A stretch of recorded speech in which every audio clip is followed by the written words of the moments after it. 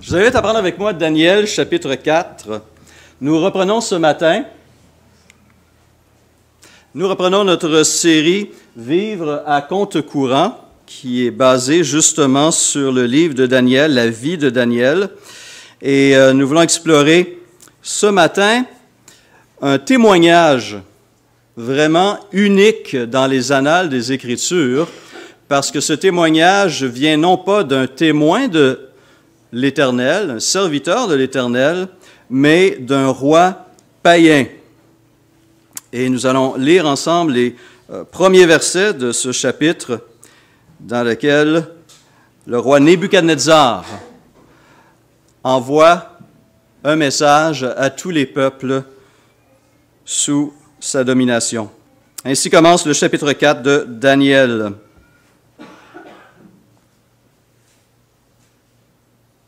Nebuchadnezzar, roi, à tous les peuples, aux nations, aux hommes de toute langue qui habitent sur toute la terre, que la paix vous soit donnée avec abondance. Il m'a semblé bon de faire connaître les signes et les prodiges que le Dieu suprême a opérés à mon égard, que ces signes sont grands, que ces prodiges sont puissants.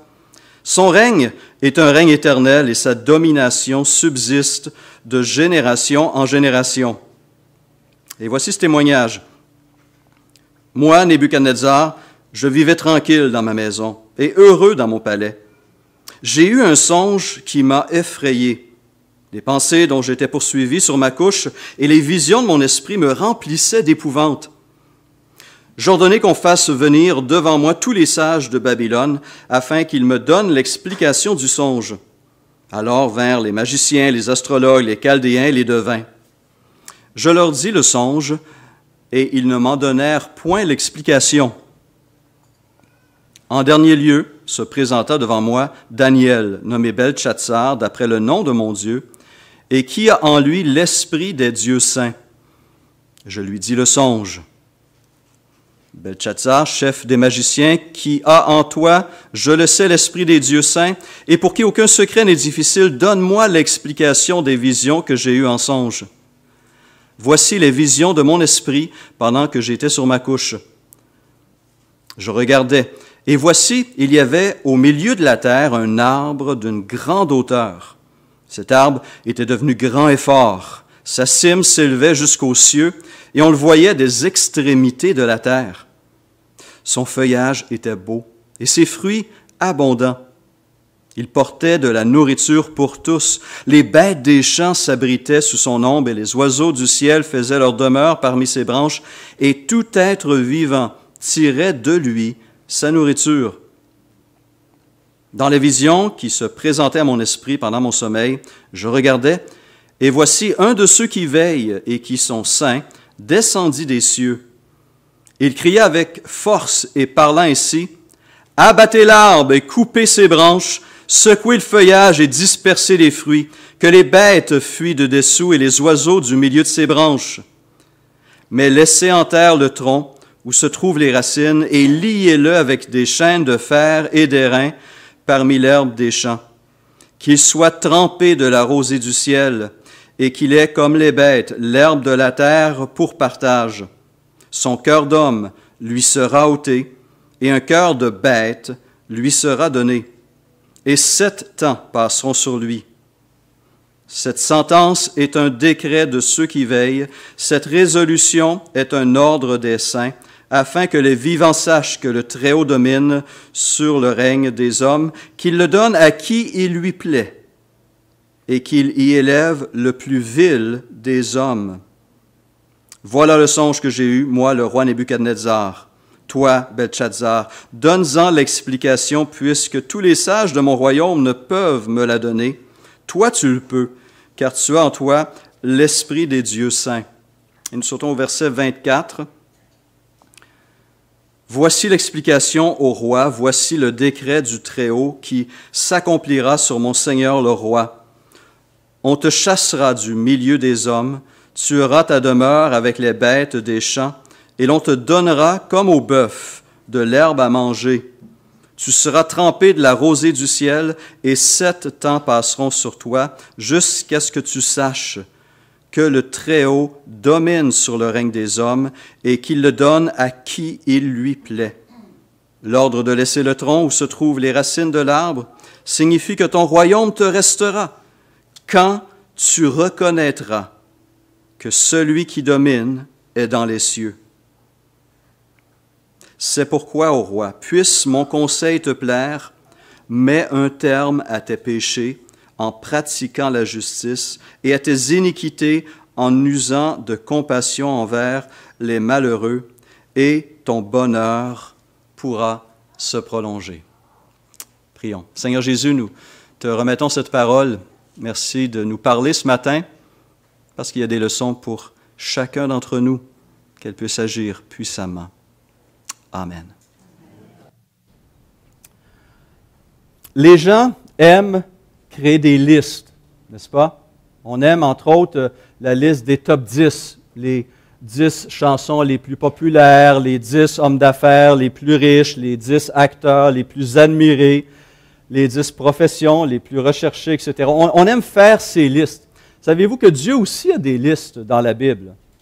Et il y en a une, en fait, dans le livre des Proverbes, qui n'est pas un top 10, mais un top 7. Proverbes, chapitre 6, nous présente cette liste. S'il y en a qui ont une idée, qu'est-ce que cette liste contient? Quel serait le top 7 du Seigneur? Sur quoi il s'attarde dans cette liste de Proverbes? Des péchés, exactement. On retrouve en Proverbe 6 le top 7 des péchés qui irritent, dérangent le plus notre Dieu. Quelqu'un voudrait s'essayer et me dire, d'après vous, quels seraient les péchés qui se trouvent dans cette liste des top 7? Le regard hautain est le premier mentionné dans la liste, en effet. Les lèvres menteuses. D'autres idées? Pardon?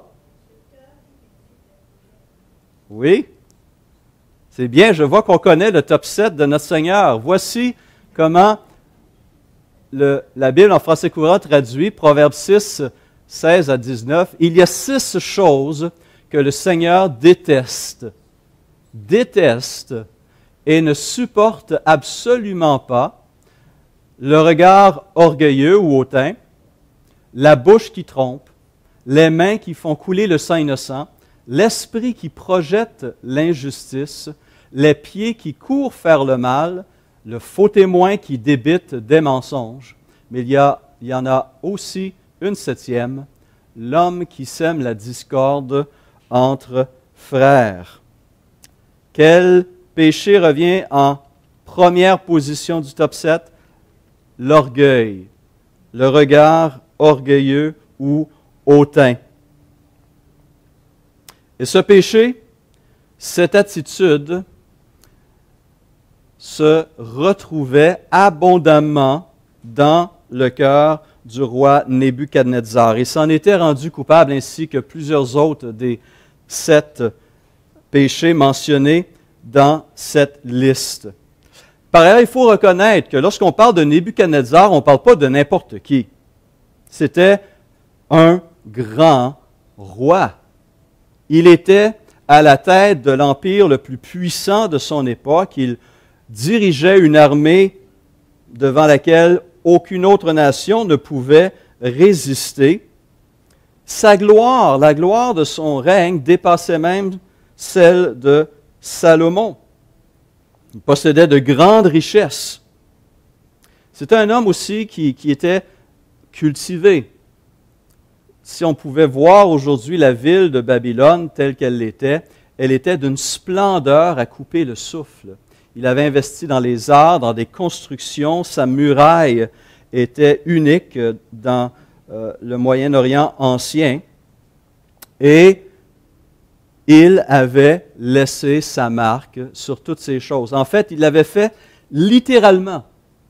Des archéologues qui ont fouillé les ruines de Babylone et la région de Babylone ont découvert que la très grande majorité des briques utilisées pour ces constructions ont été gravées avec une phrase, la même qui se retrouve des centaines de milliers de fois, Nebuchadnezzar, fils de Nabopolassar, roi de Babylone. Presque toutes les briques utilisées étaient gravées. Nebuchadnezzar voulait littéralement laisser la marque. Il ne voulait pas qu'on oublie à qui on devait toutes ces belles choses. On connaît une image imaginée, une représentation imaginée des jardins suspendus de Babylone qui fait partie d'un autre top 7, les 7 merveilles du monde antique. Nebuchadnezzar était un grand homme. Même Dieu était d'accord. Même Dieu était d'accord. Rappelons-nous cette vision qu'il avait eue 20 à 30 ans plus tôt et qui est relatée en Daniel 2, lorsque Dieu permet à Nebuchadnezzar de faire un songe dans lequel une statue immense représentant le règne des hommes lui apparaît et Nebuchadnezzar est la tête d'or pur de cette statue. Une splendeur, une majesté, une richesse. Dieu lui-même reconnaissait la grandeur de cet homme. Mais avec toutes ces choses, Nebuchadnezzar avait aussi un grand ego. Il se croyait et se plaçait littéralement au-dessus des lois. Dans l'Empire babylonien, le roi avait le pouvoir absolu, il n'y avait rien au-dessus de lui. Et il se croyait même au-dessus de Dieu. Et cela jouait un très mauvais tour à cet homme. Et il lui fallait subir une expérience à la hauteur de son ego pour l'amener à développer une perception plus juste, plus équilibrée, plus vraie, non seulement de lui-même, mais de Dieu, son Créateur. Mais entre-temps, son orgueil continuait à être un obstacle incroyable. Et on l'a vu, l'orgueil est un des péchés que Dieu déteste le plus, qui provoque une réaction. Et le récit de Daniel 4 est pour moi une illustration parfaite d'une vérité qui est répétée dans les Écritures à plus d'un endroit et que Pierre mentionne. Dieu résiste aux orgueilleux, mais il fait grâce aux humbles. Dans ce dernier épisode du règne de Nebuchadnezzar que Daniel va nous relater dans ce chapitre, dans son livre, nous allons voir à la fois la résistance de Dieu à l'orgueil humain, mais aussi la profonde bonté, miséricorde et grâce de ce Dieu. Cette résistance et cette bonté se voient combinées, en fait, dans la manière dont Dieu agit avec Nebuchadnezzar. Nebuchadnezzar est sur une pente glissante. Il est sur le bord d'un précipice. Il a la tête enflée, une image complètement déplacée de lui-même et de Dieu. Et il a besoin d'être ramené sur terre. Dieu intervient et lui envoie à nouveau un songe. Il prend le temps de lui parler à travers un rêve. Et il lui envoie son porte-parole, Daniel, à nouveau, qui est là dans son gouvernement depuis quelques décennies maintenant, un fidèle serviteur qui est devenu le chef des sages, donc il est en grande position d'autorité et d'influence. Et il l'avertit qu'un jugement va s'abattre sur lui si justement il ne reprend pas la position qu'il doit prendre en tant que créature et ne reconnaît pas la souveraineté du roi des rois, de l'Éternel. Le message est envoyé à travers ce songe, cet avertissement est clair, Daniel l'interprète pour lui et il risque même gros au verset 27, suite à l'interprétation qu'il donne au roi de ce songe, il ajoute cette phrase, « C'est pourquoi, ô roi, puisse mon conseil te plaire, mets un terme à tes péchés en pratiquant la justice et à tes iniquités en usant de compassion envers les malheureux, et ton bonheur pourra se prolonger. » Donc non seulement il avait un problème d'orgueil démesuré, mais il était un homme qui pratiquait l'injustice, l'iniquité, qui écrasait les faibles et qui n'avait aucune compassion, qui dirigeait en écrasant. Le message est envoyé. Nebuchadnezzar l'ignore. Ce qui est remarquable, c'est la patience de Dieu. Dieu va attendre une année supplémentaire avant d'agir. Il donne le temps à Nebuchadnezzar de changer d'attitude. Il patiente. Il attend. Mais voilà, Nebuchadnezzar refuse de changer d'attitude, refuse de reconnaître qu'il y a un roi au-dessus de lui et que lui aussi doit rendre des comptes. Et Dieu intervient en permettant à Nebuchadnezzar, ce grand roi, de connaître une maladie mentale extrêmement rare, qu'on appelle la boanthropie. Qu'est-ce que ça fait, la boanthropie? Eh bien, littéralement, Nebuchadnezzar, du jour au lendemain, se prend pour un bœuf, un animal, et il se met à brouter du foin. C'est une maladie, on va en parler, on va développer ça dans un prochain sermon, lorsqu'on va parler de la maladie mentale. Mais Nebuchadnezzar, ce grand roi, du jour au lendemain, se prend pour un bœuf. Verset 28. Toutes ces choses se sont accomplies sur le roi Nebuchadnezzar au bout de 12 mois. Comme il se promenait dans le palais royal à Babylone, le roi prit la parole et dit, « N'est-ce pas ici Babylone la grande que j'ai bâtie comme résidence royale par la puissance de ma force et pour la gloire de ma magnificence? » À qui va la gloire? À qui va l'honneur? À qui va les louanges? Moi, moi et moi. La parole était encore dans la bouche du roi, qu'une voix descendit du ciel. « Apprends, roi Nebuchadnezzar, qu'on va t'enlever le royaume. On te chassera du milieu des hommes, tu auras ta demeure avec les bêtes des champs et on te donnera comme au bœuf de l'herbe à manger. Et 7 ans passeront sur toi jusqu'à ce que tu saches que le Très-Haut domine sur le règne des hommes et qu'il le donne à qui il lui plaît. » Au même instant, la parole s'accomplit sur Nebuchadnezzar. Il fut chassé du milieu des hommes. Il mangea de l'herbe comme les bœufs. Son corps fut trempé de la rosée du ciel jusqu'à ce que ses cheveux croissent comme les plumes des aigles et ses ongles comme ceux des oiseaux.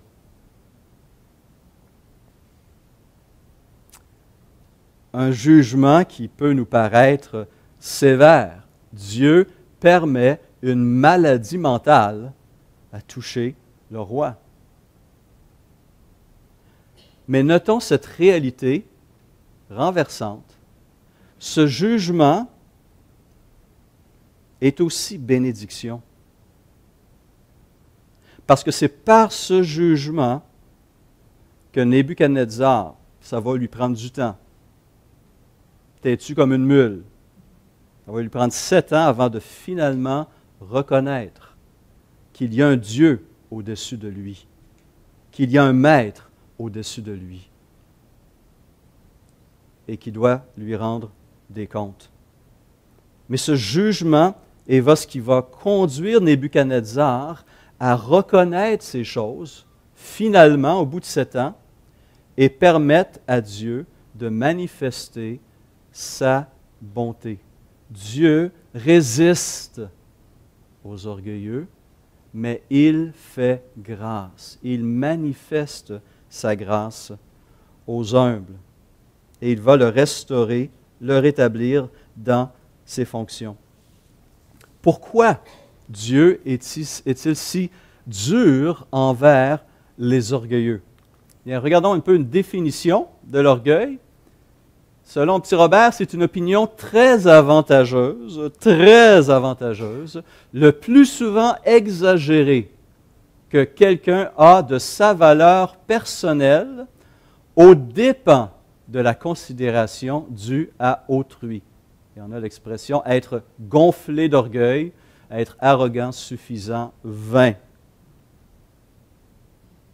Essentiellement, être orgueilleux, c'est avoir une image inexacte de soi-même qui vient influencer négativement nos rapports avec les autres. C'est un poison dans nos relations, c'est un poison dans mon âme. L'orgueil sème la destruction dans nos relations et me coupe des autres et de Dieu. Comment cela se fait-il?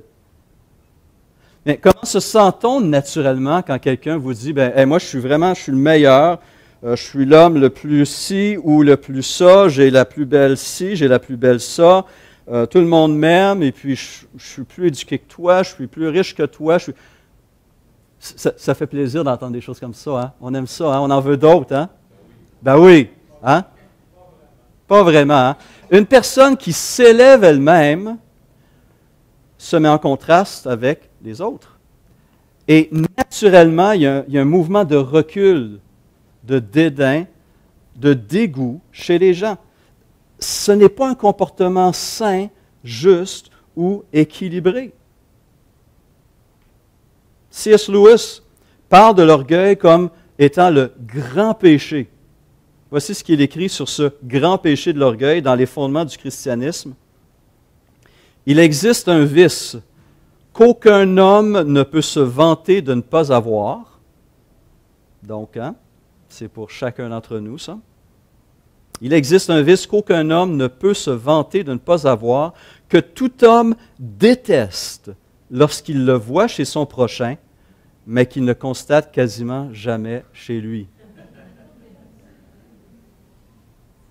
Aucune autre faute ne rend un homme aussi impopulaire et est si peu admis en soi-même. Et plus il est présent chez nous, moins il est toléré chez les autres. Intéressant comme évaluation de ce péché par C.S. Lewis.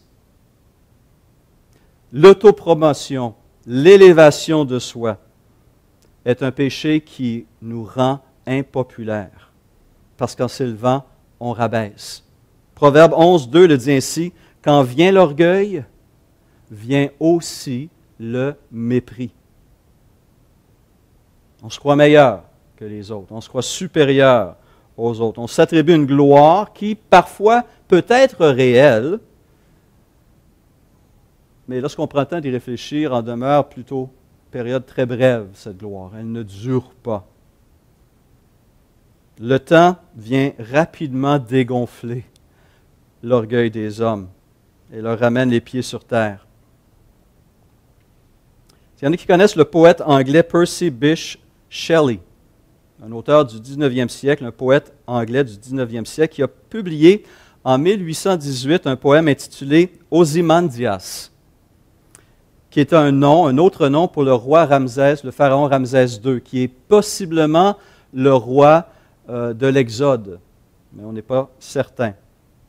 Mais voici ce poème écrit par Shelley en 1818. « J'ai rencontré un voyageur venu d'une terre antique qui disait « Deux jambes de pierre, vastes et sans tronc, se dressent dans le désert. Près d'elles, sur le sable mi-enfoui, gît un visage brisé dont le sourcil qui se fronce, et la lèvre plissée et le ricanement de froide autorité disent que le sculpteur sut bien lire ses passions qui survivent encore, imprimées sur ces choses sans vie, à la main qui les imita, au cœur qui les nourrit. Et sur le piédestal apparaissent ces mots, « Mon nom est Ozymandias, roi des rois, contemplez mes œuvres, ô puissant, et désespéré. » Et la dernière strophe est la suivante, « Rien de plus ne reste.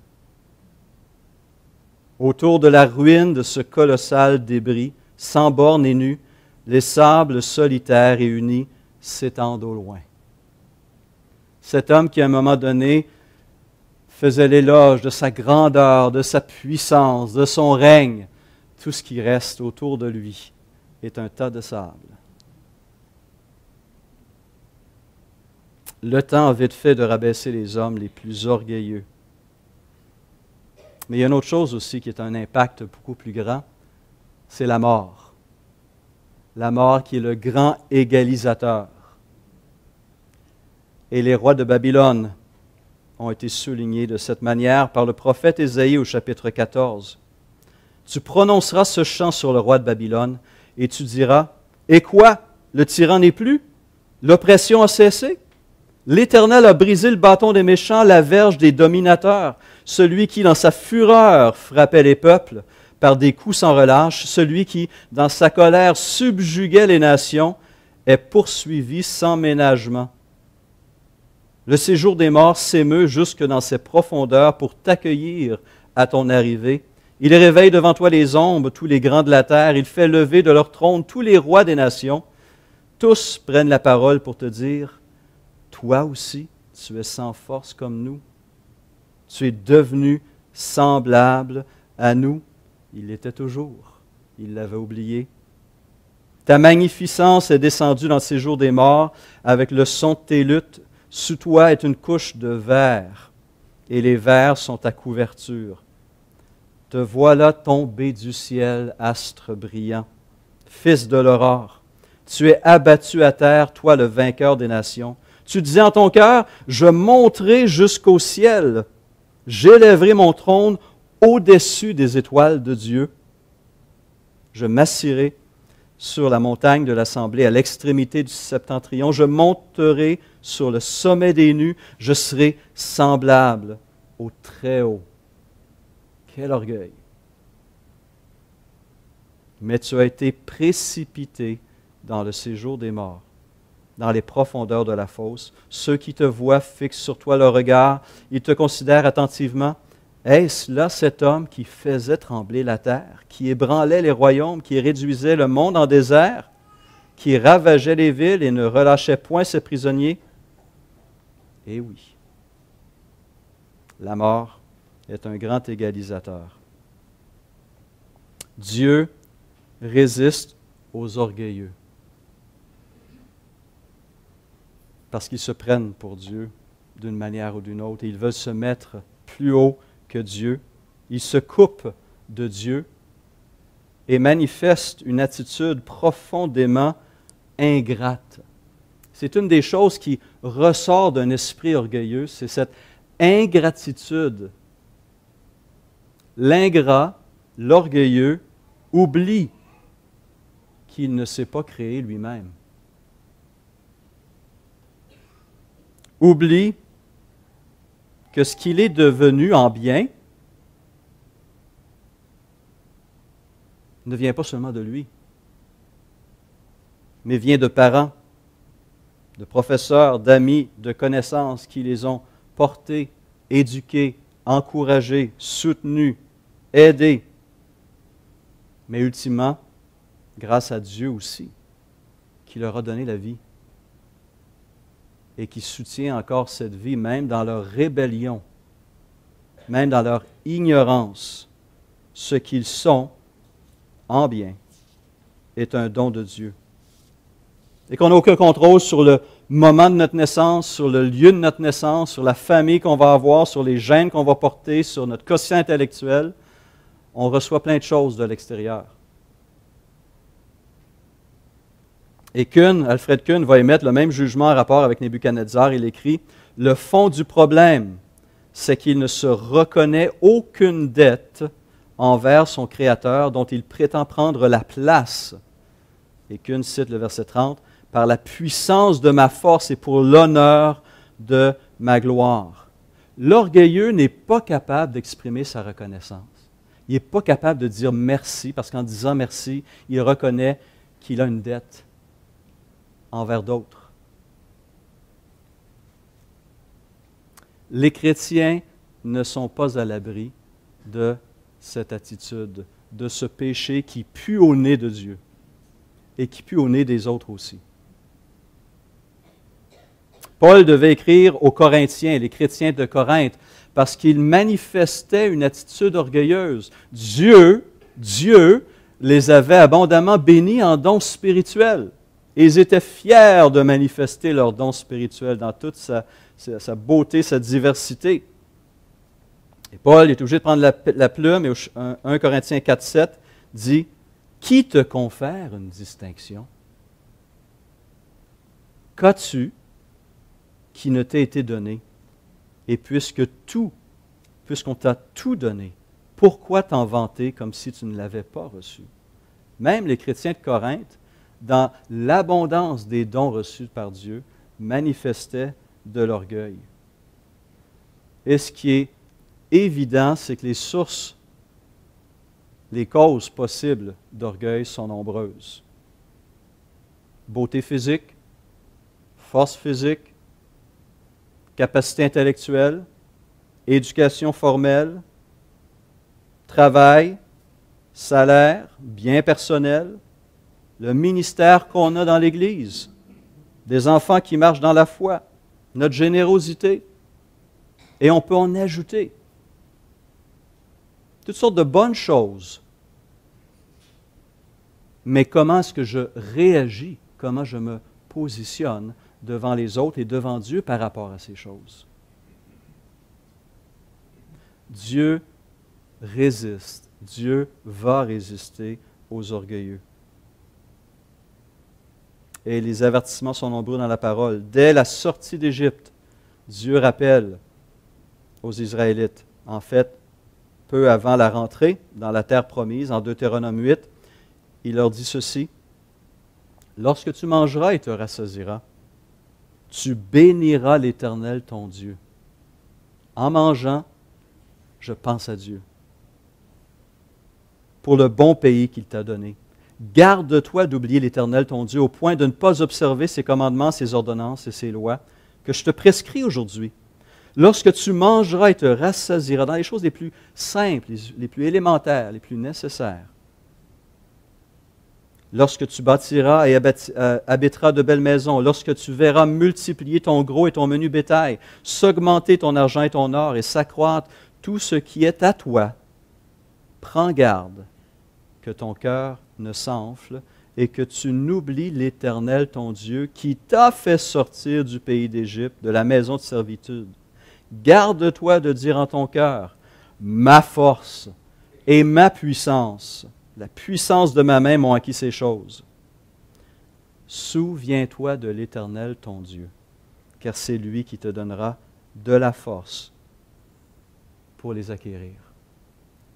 Nebuchadnezzar avait oublié ces vérités, même si elles lui avaient été communiquées des décennies plus tôt, à travers Daniel, à travers ses songes, et d'autres prophètes avaient parlé de lui, comme le prophète Jérémie, qui est un contemporain de Daniel, et qui avait une correspondance avec les exilés à Babylone même. Jérémie écrit au chapitre 27 de son livre, en citant Dieu, et Dieu dit, « C'est moi qui ai fait la terre, les hommes et les animaux qui sont sur la terre, par ma grande puissance et par mon bras étendu, et je donne la terre à qui cela me plaît. Maintenant, je livre tous ces pays entre les mains de Nebuchadnezzar, roi de Babylone, mon serviteur. » C'est fort, hein? Il l'appelle mon serviteur. « Je lui donne aussi tous les animaux des champs pour qu'il lui soit assujetti. Toutes les nations lui seront soumises. » Ce pouvoir qu'il avait manifesté, cette richesse et cette abondance, en fait, venait de Dieu. Et Nebuchadnezzar aurait dû reconnaître ce fait. Mais il a tassé Dieu et il s'est élevé lui-même. Et je pense qu'on a une des raisons ici pourquoi Dieu résiste aux orgueilleux, parce que les orgueilleux résistent à Dieu. Je suis créature, il est créateur. Il est le maître, je suis le serviteur. Il est au centre, je suis en périphérie. Il doit être au centre de mon existence. C'est sa volonté. J'existe pour être en communion avec lui et pour contribuer à l'avancement de son règne, pas de mon petit royaume personnel. Christ au centre. L'exemple le plus fort de celui qui résiste à Dieu est bien sûr Satan et son serviteur, l'Antéchrist, qui est décrit ainsi en 2 Thessaloniciens 2,4, l'adversaire qui s'élève au-dessus de tout ce que l'on appelle Dieu ou de ce qu'on adore. Il va jusqu'à s'asseoir dans le temple de Dieu, se proclamant lui-même Dieu. Et on peut comprendre le jugement qui va s'abattre sur eux. L'orgueilleux, en fait, en refusant de donner gloire à Dieu et de reconnaître sa dette envers Dieu, devient fou, nous dit la parole. Regardez comment Paul écrit cela en Romains, chapitre 1, versets 20 à 22, dit ceci. Ils sont donc inexcusables, car ayant connu Dieu, ils ne l'ont point glorifié comme Dieu et ne lui ont point rendu grâce, mais ils se sont égarés dans leurs pensées et leur cœur sans intelligence a été plongé dans les ténèbres. Se vantant d'être sages, ils sont devenus fous. Il y a même des conséquences psychologiques, on pourrait dire, dans le rejet de Dieu. L'insensé dit en son cœur, il n'y a point de Dieu. L'orgueil, le refus de reconnaître Dieu et de lui donner gloire, conduit à des ténèbres intellectuelles, psychologiques et spirituelles. Exactement le parcours que Nebuchadnezzar vient de suivre. Alors on pourrait arrêter notre message ici, et peut-être que je devrais, mais non. Parce qu'il y a une autre vérité qui suit immédiatement après la première partie d'un Pierre 5. Dieu résiste aux orgueilleux.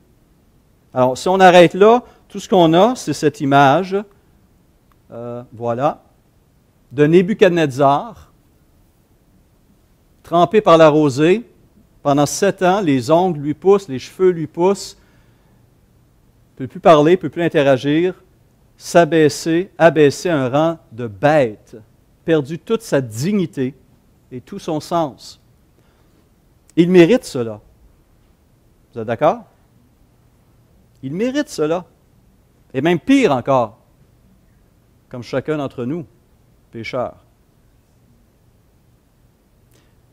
Mais voilà qu'un Pierre 5,5 ne s'arrête pas à cela. Dieu résiste aux orgueilleux, mais il fait grâce aux humbles. Et il aura fallu ces 7 années à notre ami Nebuchadnezzar pour qu'il retrouve ses sens. Le jugement de Dieu sera en fin de compte une source de salut pour lui. Et c'est ainsi qu'il commence et c'est ainsi qu'il termine ce chapitre 4 de Daniel. Après le temps marqué, moi, Nebuchadnezzar, je levai les yeux vers le ciel. Et la raison me revint. J'ai béni le Très-Haut, j'ai loué et glorifié celui qui vit éternellement, celui dont la domination est une domination éternelle et dont le règne subsiste de génération en génération. Tous les habitants de la terre ne sont à ses yeux que néant. Il agit comme il lui plaît avec l'armée des cieux et avec les habitants de la terre. Il n'y a personne qui résiste à sa main et qui lui dise « Que fais-tu » Il est le maître. Nous sommes ses créatures, nous lui appartenons, nous existons pour lui. Il nous a donné la vie et il nous a invités à œuvrer avec lui sur cette terre. En ce temps-là, donc, la raison me revint, la gloire de mon royaume, ma magnificence et ma splendeur me furent rendues. C'est renversant. Imaginez un roi comme ça dans un contexte de violence et de coup d'État. L'homme mange du foin pendant 7 ans, enchaîné dans un champ avec des bœufs, et au bout de 7 années de folie, il est restauré sur son trône. Mes conseillers et mes grands me redemandèrent. Je fus rétabli dans mon royaume. Et regardez la partie suivante. Et ma puissance ne fit que s'accroître. Grâce de Dieu. Maintenant, moi, Nebuchadnezzar, je loue, j'exalte et je glorifie non pas le roi Nebuchadnezzar, mais le roi des cieux, dont toutes les œuvres sont vraies et les voies justes, et qui peut abaisser ceux qui marchent avec orgueil. Nebuchadnezzar a expérimenté ce qu'affirme le Proverbe 15, 33. L'humilité précède la gloire. Proverbe 22 mentionne que le fruit de l'humilité, de la crainte de l'Éternel, c'est la richesse, la gloire et la vie. Après l'humiliation, après avoir goûté la résistance de Dieu, dans cette résistance se préparait aussi la grâce et la bonté de Dieu. Heureux ceux qui se reconnaissent spirituellement pauvres, car le royaume des cieux leur appartient. Heureux ceux qui sont humbles, car Dieu leur donnera la terre en héritage. Et on voit ce cheminement, l'humiliation, l'humilité précède l'élévation. Pensons au fils prodigue qui avait rejeté son père, qui avait fait une vie profondément corrompue. Il a fallu qu'il devienne bas au point de désirer la nourriture qu'on donnait à des porcs, des animaux impurs, avant d'entrer à lui-même et de reconnaître la folie de sa vie. Et il s'est humilié, et c'est en allant chez son père qu'il a trouvé un père qui l'attendait les bras ouverts. Mais il fallait qu'il s'humilie. C'est aussi le cas du collecteur d'impôts et du pharisien dans la parabole de Luc 18.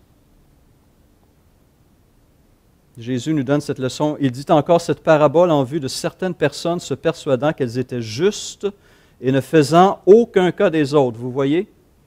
Moi, je suis bon et les autres, on s'en fout. Deux hommes montèrent au temple pour prier. L'un était pharisien et l'autre publicain ou collecteur d'impôts. Le pharisien, debout, priait ainsi en lui-même. « Ô Dieu, je te rends grâce de ce que je ne suis pas comme le reste des hommes, qui sont ravisseurs, injustes, adultères, ou même comme ce publicain. Je jeûne 2 fois par semaine. Je donne la dîme de tous mes revenus. Je.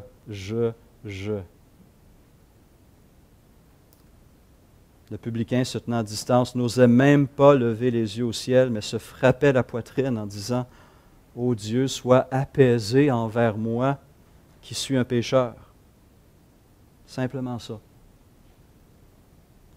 Et ce que Jésus en dit, il dit « Je vous le dis, celui-ci, ce publicain, ce collecteur d'impôts, descendit dans sa maison justifié plutôt que l'autre, car quiconque s'élève sera abaissé, et celui qui s'abaisse sera élevé. » Le pharisien, dans cette parabole, n'a rien demandé à Dieu. Il est venu, il a fait la louange de lui-même, et il est retourné chez lui, les mains vides, le cœur vide, l'âme vide. Les chrétiens ne sont pas à l'épreuve, à l'abri de cette tentation. Ça peut être très subtil. Langage spirituel, c'est facile de s'élever, de se montrer meilleur. Oui. On doit faire attention. Par la grâce qui m'a été donnée, écrit Paul, je dis à chacun de vous de ne pas avoir de lui-même une trop haute opinion, mais de revêtir des sentiments modestes selon la mesure de foi que Dieu a départie à chacun. N'oublions pas le verset suivant. Humiliez-vous sous la puissante main de Dieu, afin qu'il vous élève au temps convenable. Jérémie dit, « Ainsi dit l'Éternel, que le sage ne se glorifie pas de sa sagesse et que l'homme vaillant ne se glorifie pas de sa vaillance, mais que le riche ne se glorifie pas de sa richesse, mais que celui qui se glorifie de ceci, en ceci, qu'il a de l'intelligence et qu'il me connaît. » France, j'inviterai France à venir en avant.